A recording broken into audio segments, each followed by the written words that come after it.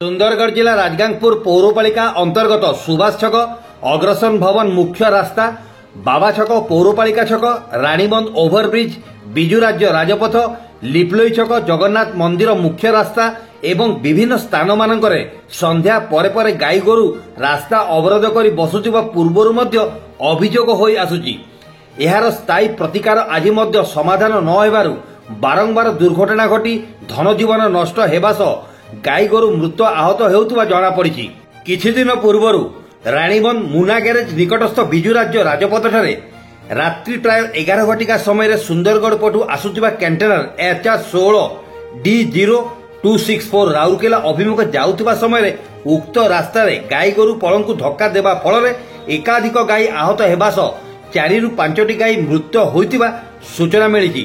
सूचना पाई राजगांगपुर पुलिस बजरंग दल सदस्य एवं राजपथ दायित्व थिबा पेट्रोलिंग गाड़ी घटनास्थल में पहुंची मृत गाई को माटी में पोतिबा सह आहत गोरु को चिकित्सा पाई नहीं जाइथिले। राजगांगपुर पुलिस कंटेनर को जबत करी तदंत करुवा सूचना मिलिथिला। कंटेनर ड्राइवर दुर्घटना घटाई गाड़ी छाड़ी घटनास्थल फेरार हो जाइथिला।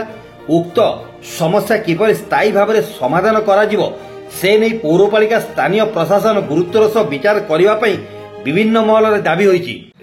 यहाँ तो हम लोग यहीं पर ही बगल में चलते रेस्टोरेंट के सामने में हुआ। कितना गाय मर गया था? फिर भी वही 4 गाय मर गया था और 2-3 गाय का पाँव टूट गया था।